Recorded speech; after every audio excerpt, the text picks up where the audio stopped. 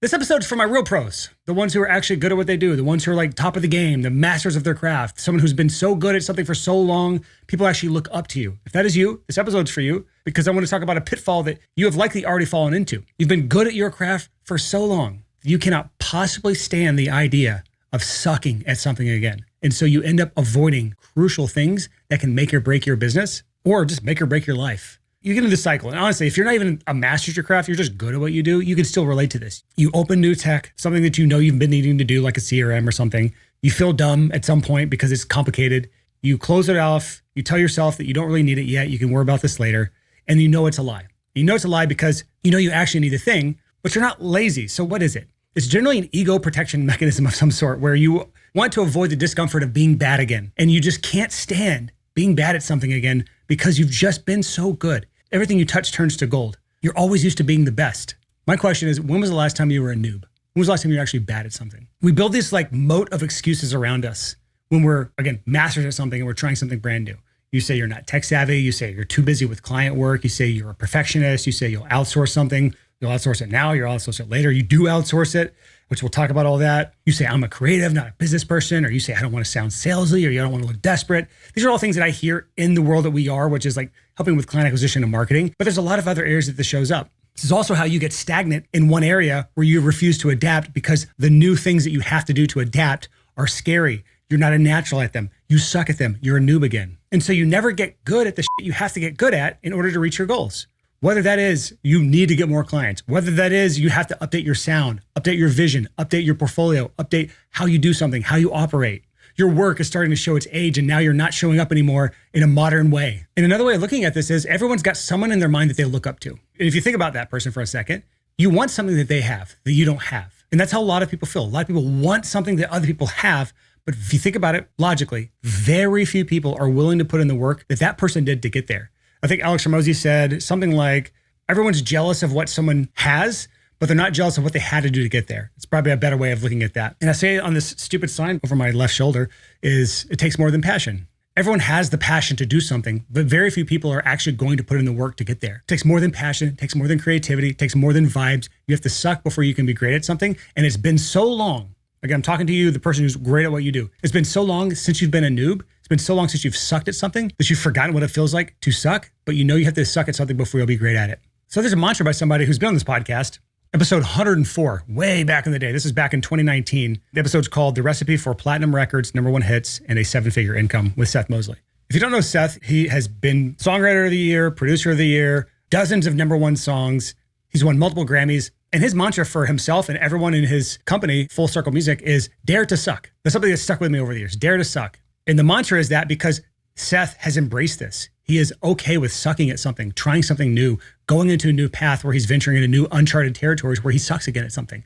He wants his team to know that they don't have to be perfect, that they can show up imperfect, that they can try something as long as they're trying their damnedest to something. If they suck at it, as long as they're improving and making small progressions, that's okay. It's being okay with being bad at something. And when you can do that, you can start proving to yourself that you can learn or do new shit. You can start to round yourself out as a freelancer. You're not so deep in one area where you're amazing. You have this long, deep column of skills as a creative and just a tiny little shallow T. We call it the T-shaped freelancer or the full stack freelancer. We have an episode series on this where I talked about the 5 sets of skills every freelancer should be improving.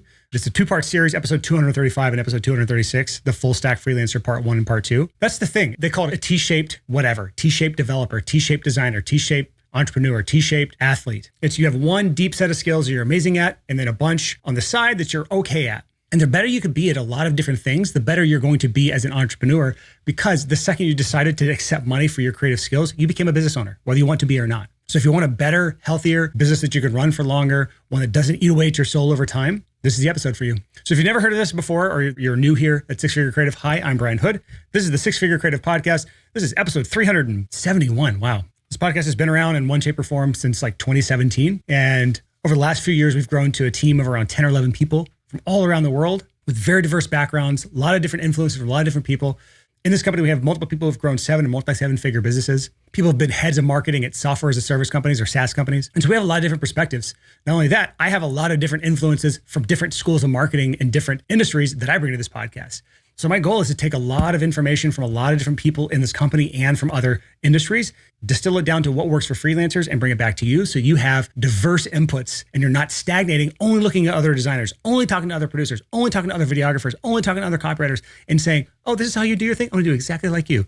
Because here's the secret. Most freelancers have no idea what they're doing. And by looking just to your left and just to your right, you have what we call an inbred business, no diversification, stagnant gene pool. And that's what this podcast tries to do, is to help you diversify your business, gene pool. So let's get into this. So I've got some things I want to talk about today, excuses that you make to yourself because you hate being a noob again. And these are excuses I've either made myself or that I've seen a million times, because at this point we have over 250 clients, probably lifetime over 300 clients that we've worked with, helping them with marketing, client acquisition, sales, pricing, packaging, whatever they need help with around that. And in this journey of helping this many people, we've just seen all the excuses. We see all the ways people lie to themselves. And when you lie to yourself, the only person you're hurting is yourself. And the first one I talk about is one that I see probably the most often with creatives, is this excuse you say, I'm just not tech savvy. That's the quote that I wrote down. I'm just not tech savvy, or I'm technically illiterate. And what that really means when I see someone say that or hear someone say that is, I don't want to feel stupid fumbling through new software, something I'm not really good at. And so I avoid it. And I just make the excuse that I am not tech savvy. But this shows up in a lot of different ways. It shows up when you are specifically working with new website builders. So some of you, that's very common when we come across. You've just decided you're going to use Squarespace. And so maybe you want to use something a little more robust. Maybe you want to use something like Go High Level, which is what we recommend people use. Maybe you're using something like WordPress and you're tying some things together there. Maybe you want to use Webflow because it has more fancy features, or Framer, or whatever it is that you're using. So you open up the dashboard, you get overwhelmed with all the options that are there and all the buttons and all the dials and all the things you could do. And none of it works like Squarespace because Squarespace sucks. You immediately feel lost. You close the tab, tell yourself this is too advanced. I don't really need it right now. My website's fine. And the reality is you just hate feeling like a clueless beginner. So you just say, I'm gonna stick with Squarespace or Linktree. If that's what you have, my God, we need help. But that's one area it shows up a lot. You need a robust website builder. The reason we recommend Go High Level is because it has all the features that you would ever need. We run our entire business off of it. And this is actually what we give our clients. We build out all the funnels, all the pages, all the automations, everything for them and give it to them just to help alleviate some of the overwhelm, because it is truly a robust tool. There's a lot that goes with it, but it opens up so many opportunities for tying things together that's something like simple Squarespace can't do. The second area that shows up is like email marketing platforms when it comes to tech. You maybe have heard on the podcast how good an email list can be, how powerful it can be. You listened to back in episode 343 called The Secret Weapon for Six-Figure Freelancers, Email Marketing. And you're like, great, I'm going to get into email marketing. I'm going to sign up for ConvertKit or ActiveCampaign or MailerLite or Go High Level, again, is what we use with our clients. And so you get in there and you start to realize there's so many things you have to set up in here. I need to learn automations. I need to know what a trigger is. I need to set forms up on my site to capture things. I need to have incentives for people to actually join my mailing list in some way, shape, or form. And then you just hit this mounting sense of overwhelm, much like you probably did the first time you opened up whatever software you work out of for your creative field. So like, I know my background in Pro Tools, the first time I ever opened Pro Tools, I'm Googling stupid stuff like how to change the tempo. I'm an absolute beginner, an absolute noob, just the dumbest things I don't know how to do, but I just learned it. Some of you in Figma, some of you in Adobe products, they all have a steep learning curve, and you learn them because that's what you do. That's what you use every day for your craft. And many of those softwares are infinitely more complex than something like GHL, than something like ActiveCampaign. But again, you just lie to yourself. You say, email is not that important. I shouldn't do this. I can do this later, I guess, because it's easier than admitting to yourself that you just don't know what you're doing. And that you have to Google one thing at a time, figure out one problem, one thing at a time. I'll tell you one quick secret. I don't even Google anymore. I just use ChatGPT for everything. The second I have a question, I just use ChatGPT. The second I have a problem, I just use ChatGPT. And the reason is I can write a full question and it gives me a full answer. I don't have to search through any articles. I can use voice to text and I can just brain dump whatever I'm thinking, whatever problem I'm coming up against, whether it's tech or some other thing, and it will give me a solution. It's actually really good with tech. Use version 03, I think, is the best, where it will actually search articles and help desk stuff and search through all the crap of the software to find you the answer. But bottom line is this: if you stay stuck in tech, if you say you're always not a tech person, if you refuse to be bad at this, then you are going to be stuck doing manual work that drains your time, that sucks your soul away. You don't have something as basic as a CRM that operates and helps you land more clients. You're going to miss out on clients that you could have landed where you're actually following up because you had a good CRM in place and you're actually following up with people. You're going to miss out on automations that could free up more time so that you could focus on actually being a better creative while those things are still being done, instead of those things not being done and you just wanted to be a better creative. You can build a business that actually grows without you doing every damn thing in it. Or even worse than this, you just end up hiring people who do the things for you, which makes you dependent on them and usually disappointed because they didn't even know what you wanted. You just knew that they were technically savvy. And we'll talk more about this in a minute. But the I'm just not tech savvy excuse is something that holds so many freelancers back because the part of the brain you have to utilize to run tech is not necessarily the same that you need to have to be creative. And actually, those can be at odds with each other, where if I'm ever in the point where I need to be creative, I cannot work on tech. And I completely acknowledge that, separate the two. But I am very tech savvy. I'm also very creative. And I have worked both sides of my brain or both of those muscles. And you can too. The question is not whether or not you're tech savvy, it's how good are you at just figuring it the out? You hit a problem, instead of just giving up, say, okay, that's a problem. I'm going to Google this, or I'm just going to ChatGPT this, or Gemini this, or whatever your AI of choice is. They all basically do the same thing. Cool, I solved that problem. Here's the next problem. Anything you were learning, no matter what, is just a skill where you're going to hit a roadblock and you have to solve a problem. You're going to hit a roadblock, you have to solve a problem. Going to hit a roadblock, have to solve a problem. That's how you learned your creative pursuit that you love to do, the thing you're passionate about. And that's how you learn all this techie shit you don't want to learn, but you have to in order to do the stuff that you want to do. Here's the next excuse that I hear a lot. We hear this from clients when they go away for too long, where they're not turning in work, where they're not actually taking action towards the things that we agreed together. When we first start working with someone, we create a whole roadmap, a whole plan for them that they agreed to. And they're like, this is the stuff I actually know I need to do and I will do it. And we set deadlines and we set expectations on both sides. And some clients, they just disappear. It happens. Life gets in the way. We reach out. And the excuse we tend to hear is, I'm, quote, too busy working on client work. But the irony is they actually hire us to help them get more clients. And the reality is they're not actually buried in client work. They're burying themselves in work that they already know how to do, so they never have to actually be a beginner again. Never have to do the stuff that's scary, that's uncomfortable, that's hard, that stretches them, that pushes them, makes them feel like a noob again. And if you dive in and you look at the numbers, the thing is they actually have capacity. They can take on more clients. And we all know this. When working on creative work, there is no done. There is no finished. There is merely good enough. And good enough is not a clear finish line. It is only a spectrum. And in many industries, especially my background in music production, there is a point of diminishing returns. And the first hour of me mixing a song, massive improvements. The second hour of me mixing a song, moderate improvements. The third hour of me mixing a song, minimal improvements. The fourth hour of me mixing the same song, microscopic improvements.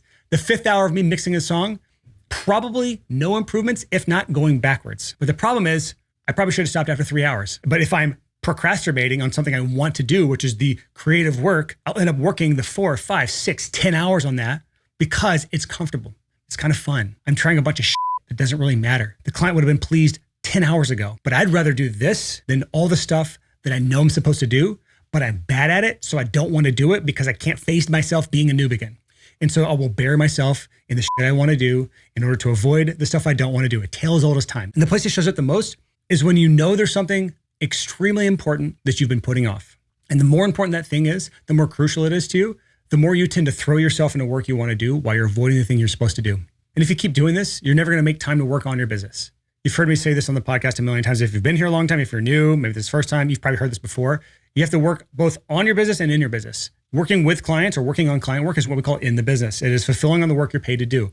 The problem with that is you can't just do that, or else you avoid all the shit you have to do as a business owner. Like I said, the second you started taking money as a freelancer, you are now a business owner. And businesses have responsibilities. There's like 10 roles that pop up the second you start taking money. And most freelancers avoid all those roles. But real entrepreneurs, they work on the business, which is working on those other roles to make all those other roles actually work well. But because you lie to yourself that you're too busy, you never actually make progress. And you ironically actually have less time now because you're always in reaction mode as a freelancer, because you never fix the root cause of all the shit that's taking up your time. I'll give you one basic example. You spend 10 hours onboarding a client and you actually enjoy that part because you get to start to set the vision and figure out what you're going to do with this client. It's all fun. And then you bury yourself in the work, all while avoiding working on a better onboarding system, one that takes half the time, a third of the time, one that cuts out all the wasted time, client interactions that don't actually add any value, client interactions that maybe detract from the overall project because they're just wasting time or asking dumb questions because you could have set up a better onboarding process, or you could have come prepared better. And because of that, you're wasting 5, 6, 7 hours every single time you onboard a client because you never worked on the root cause problem of what's costing you time. Another problem with this is you end up burnt out because you are always reacting. You're always in a fragile state as a freelancer. And it can quickly burn you out because you're making no progress. And nothing is worse as a freelancer or business owner or just human being is to work so hard for so long for something and see so little to show for it. And I know people watching this or listening to this podcast right now have been in a situation where they've worked their entire lives striving for something, and it's just always been just out of reach. And if you were to look at yourself and say, have I truly done everything I should be doing in my business, on my business, in order to be successful? If you truly ask yourself that and you face yourself in the mirror where only you're asking yourself, there's no one else to lie to, you're only lying to yourself at this point, you would be hard pressed to say that yes, you have tried everything. that you've worked as hard as you can. You've rounded out all the skill sets you need to round out as a freelancer in order to be successful for the long term. But if you're lying to yourself and you tell yourself that you're actually working hard, deep down, you know that you're just hiding from the real work that you have to do, the stuff you need to do. Now, again, this goes back to that excuse of I'm too busy working on client stuff, right? That's the excuse. But honestly, a lot of this ties into a lot of the other things I talk about today. Just like this next excuse you've told yourself again and again. I'm a perfectionist. And if you translate this to yourself, it's if I can't do it perfectly, I don't want to try at all. And the subconscious voice to yourself, the thing that you won't admit to yourself is it's better to avoid than be seen struggling. And it's the ego protection. You've been the man or the woman. You've been so good at the thing. Maybe you've won awards. Maybe you have the accolades to prove that you're great at what you do. And maybe you tell yourself you're this good because you're a perfectionist, because you're detail oriented. And so you think you should be perfect at everything else you do. And if you can't be perfect at it, you just won't do it. You don't want to be seen as somebody who's less than, who's noob, and that's your ego showing up. And I see this show up in two different areas when we're working with clients. One is in content creation. So for some of our clients, we do content marketing. And this is common in certain scenarios where maybe you don't want to spend money on ads or you don't have the budget for ads, even though we give a budget to our clients. But even if we're doing paid ads, we still have to create the ads, which is content. And so the perfectionist does this. They write the same post or script or email like 15 different times. They never end up actually publishing it. And you keep putting it off and making excuses saying it's not ready. But what you really mean is you're just afraid that it won't land or people will see you try and fail in public. The reality is if it's bad, most people are not going to see it. No one's really paying attention. Worst case scenario, if you think about it, is actually no one will see it. Yeah, you'll feel like a failure, but we will have at least learned something from it, which is that message just didn't land. No one cared. 0 views, 0 clicks. And the person who put out 3 horrible posts or 3 horrible ads is infinitely further along than the person who did 0, because the person who did the 3 have learned something. Because again, anyone I ask this question to will agree, do you have to be bad before you're good? In most cases, yes, you have to be bad before you're good. Now, some people, they have skills that translate well. For example, I flew one of our team members, Dennis, here to Nashville from New Zealand because we're working on a lot of marketing stuff together and we just need a lot of like fast feedback loops and interaction for this. He's here for the next couple of weeks and he's played tennis before. You know, I played tennis a little bit back in the day, but my sport is pickleball. I like pickleball a lot. And I was playing him against pickleball and I feel like I'm pretty damn good at it. I rarely lose. And he beats me first game, second game, third game, fourth game. I haven't beaten him yet. I'll beat him soon.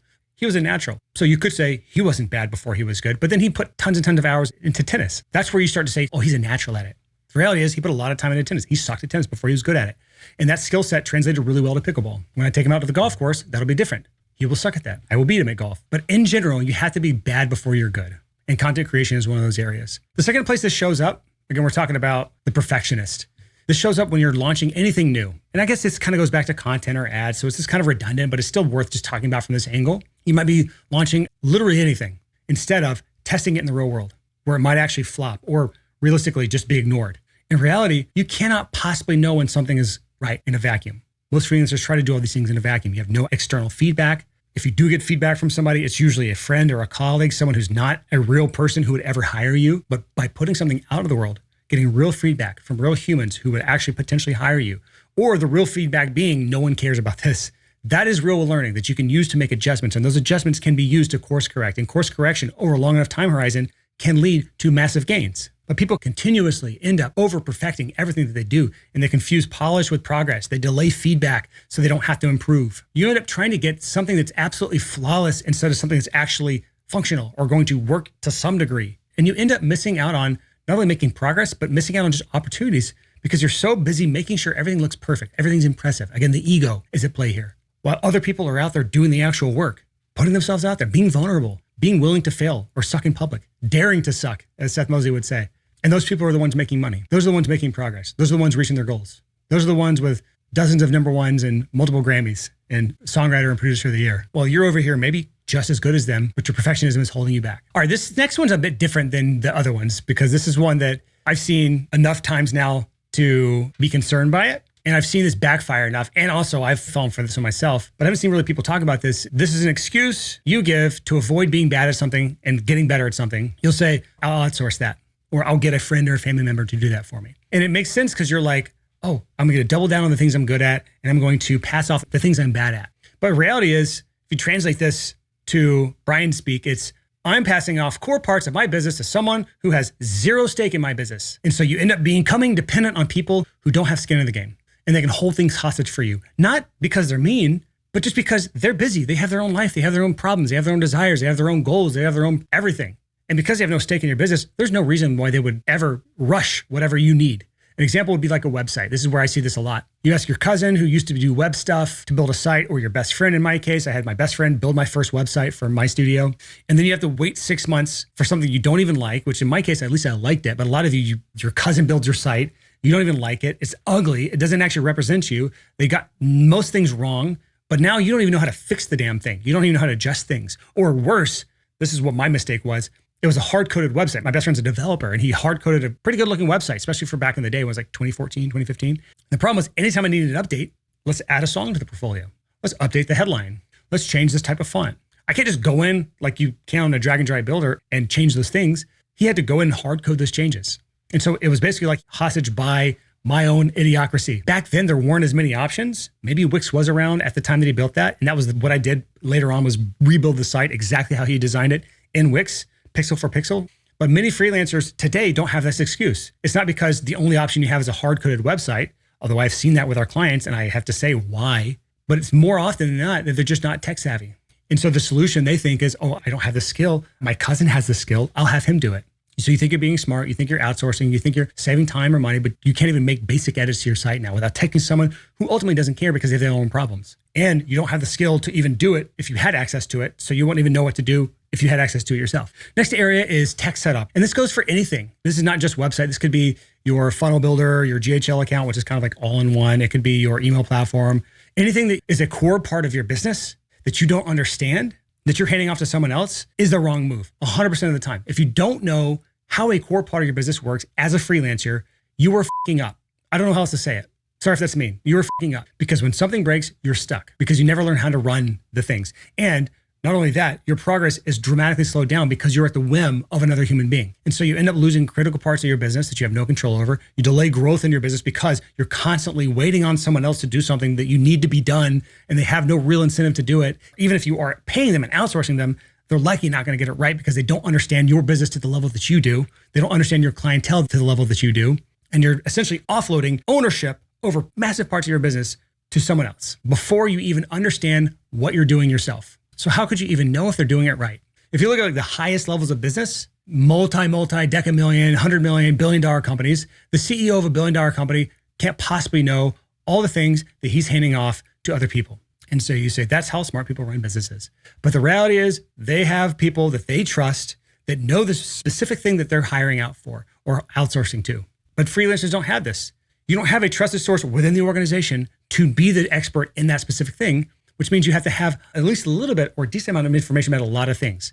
I personally am a very well-rounded creative marketer. I wouldn't even say T-shaped. I've got a few different deep areas that I've developed over the 15, 16 plus years I've been an entrepreneur. I am very much a generalist with a few specialties. And it's because I have this weird, broken thing in my body where I want control over a lot of things. And to me, control is understanding information. If I hand something off to someone else, I'm okay with that, as long as they understand what they're doing and I know what success looks like for that person. So at this point, I have 10 employees.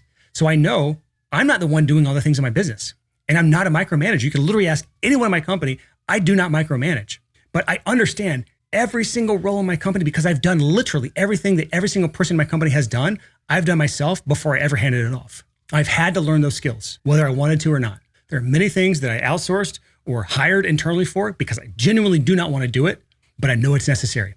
And I did it myself, and I learned it, and I got good enough at it to succeed. So I know what success looks like, and I know what the process looks like to eventually bring another person in on my team to do it for me. And they're usually better at it than I am. But they don't hold me hostage because I understand the process of replacing people if necessary. Now, that's not a threat to any of my team by any means. You guys are way better at it than I am. And I would be sad if anyone left. But it's not a hostage scenario here, except for James. James could probably destroy me. That's my admin assistant that's been with me since like 2018. He's been promoted to like operations manager and has every login to every single thing in my entire business. That's true hostage scenario right there. I got a couple more here. These are my two favorite. If I was a good podcaster, I would have said the last two are my favorite. Stick around to the end, but you're already here. So, it's kind of pointless to say that now. I cannot tell you how many times I've seen this sentence. Quote, I don't want to sound salesy. To an extent, I understand that because you see what all is on the internet today, and it's like salesy, it's cringe. It's like, God, everyone knows that guy in front of the Ferrari or Lamborghini. It's like, what do I like more than my Lamborghini? Knowledge. That's what they think at when I think of marketing or sales. But the translation that I think this is, whenever you're saying that to yourself, is you don't know how to pitch yourself naturally. So you'd rather pretend that it's a moral issue rather than a skill gap. Because sales or marketing, I kind of lump those two together because most freelancers don't even really know the difference. But sales and marketing is a set of skills. And those skills have a spectrum. You can be great at it. You can be awful at it. And instead of learning those skills, you end up saying, I don't want to sound salesy, as if being salesy is a bad thing. Kind of is. I understand that. But you put it on this moral pedestal.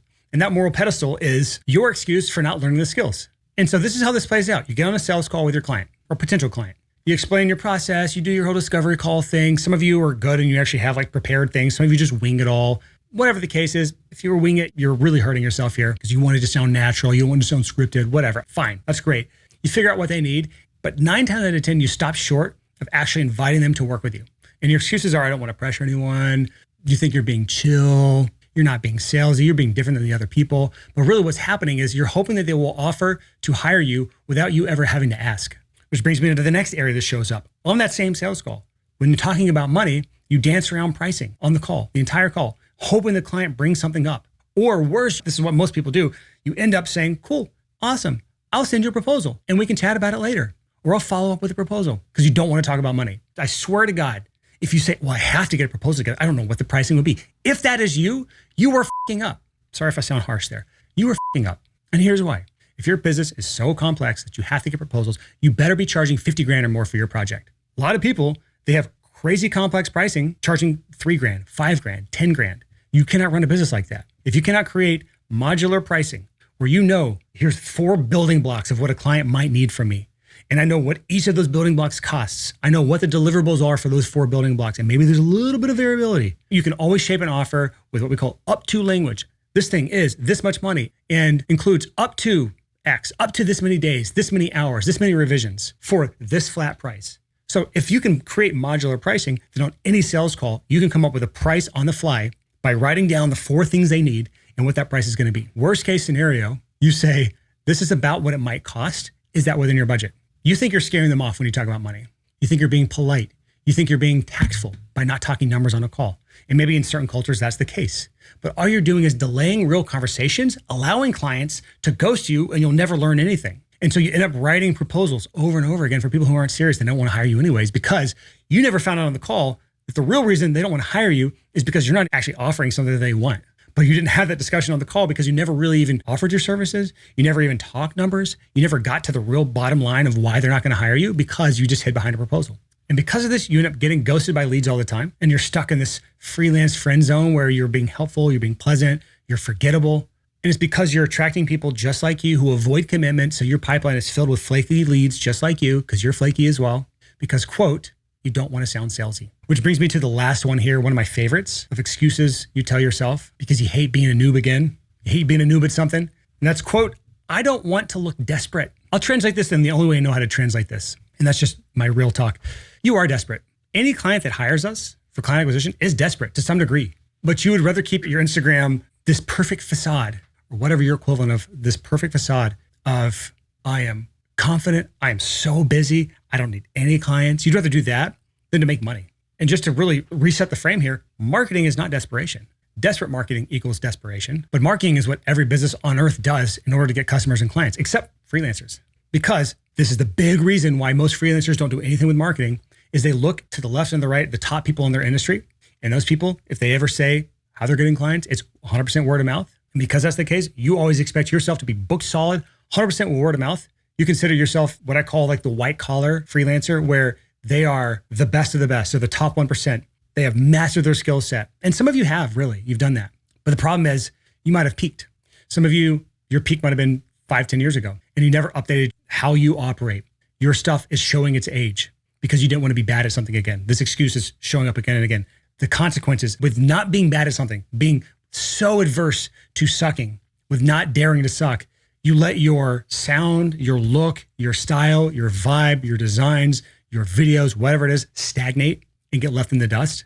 And someone younger, hungrier, someone who was okay with sucking for a long time until they got great at something, ate your lunch. Most freelancers do not stay booked solid 100% of the time with word of mouth at any level. Even at my peak, that was not me. There were seasons when I was booked up 6 months in advance.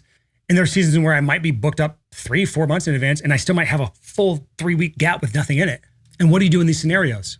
You can either hope marketing, that someone will fill that gap, someone will book you out, someone will come back again and hire you, or you can do what businesses do, and that's market your services so people know and remember that you exist. People can see your new updated portfolio, that you're not doing the same tired shit you did 10 years ago. And the way you do that is by putting the right message in front of the right person at the right time. That's marketing in a nutshell.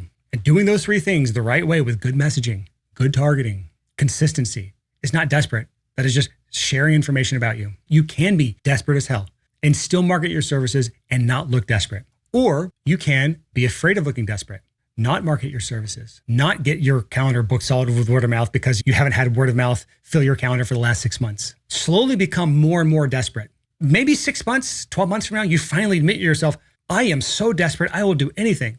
And you come back to this podcast and you start actually following some of the stuff that I talk about on this podcast when it comes to client acquisition or marketing or sales, pricing, packaging, offers. After 12 months of pain and desperation, where it finally built up to where you're willing to make change. Admit to yourself that maybe your ego can be set aside for a minute so that you can have a better business, so you can build your ego back up and be book solid again. Or you can just admit to yourself now that maybe you are a little bit desperate and you don't have to look desperate while you're marketing yourself. And that not being the absolute best top of the top is still okay. Because one thing I've discovered after working with hundreds of freelancers and myself being at many levels of my career throughout the last 17 years, there's always a client at your level. So maybe at the peak of your career, at the top of the top, you were working with the top of the top artists. But as you've fallen down, there are still artists at your level.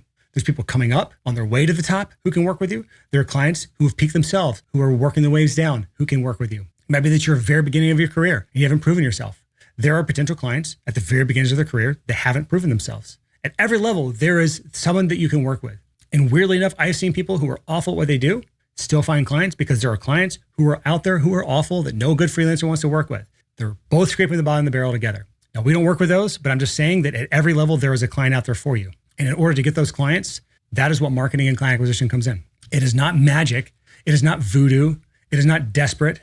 It is not salesy. It is literally just what every business does on earth, except for freelancers. The expectation here is that you should be booked solid from word of mouth. And the reality is you're not. Case in point, look at your calendar right now. How booked up are you? So if you're sick of making these excuses to yourself, lying to yourself that you're not tech savvy, that you're too busy to work on client stuff, that you're a perfectionist, that you can't do anything until it's perfect. You'll outsource something, you'll get your friend to do it. You don't want to sound sales, you don't want to look desperate. If you're tired of those excuses you're telling yourself and you want to actually start making change, then consider working with me and my team. We will create a whole plan for you. You can agree to do it or not. If you don't agree, we won't work with you. That's fine. If you do agree to the plan, we'll work with you and we'll hold your hand step by step all along that plan on a month-to-month agreement where you can cancel anytime, fixing your client acquisition problems. Having someone by your side who you can run ideas by, where you can get feedback on things, second set of eyes on stuff. If this sounds at all interesting, just apply, see if it's a good fit. sixfigurecreative.com/coaching is the link to apply. Fill out the short application and we'll be in touch. So that's all I got for you this week. Just a quick update. This episode is scheduled to air July 15th, which means last weekend I was in Iceland, which is fun. I haven't been to Iceland since 2015. 10 years later, I'm looking forward to going back and I will have had a good time by the time this episode airs. And I should be in Copenhagen right now, I think. Anyone in Copenhagen, hit me up on Instagram. And starting tomorrow, I should be in Switzerland for the next couple of weeks. So do a little travel, trying to get ahead on the podcast. May still do some episodes while I'm out there, but I like to get ahead whenever I can. Trying to get away from the summer heat. It's like been hot as hell in Nashville this week and we're not even like in the thick of summer yet. Just a big heat wave. I think everyone in America has been dealing with this. And going to some cooler countries for the summer is always a good thing. So if anyone has any recs for what to see, what to do in Copenhagen or Switzerland, hit me up. I think I'll be in Zurich, Lake Lucerne, Zermatt, Grindelwald during my time there. And looking forward to it. So anyways, hit me on Instagram. Brian Hood, H00D is my Instagram handle. And we'll chat. See you next week on the podcast. Peace.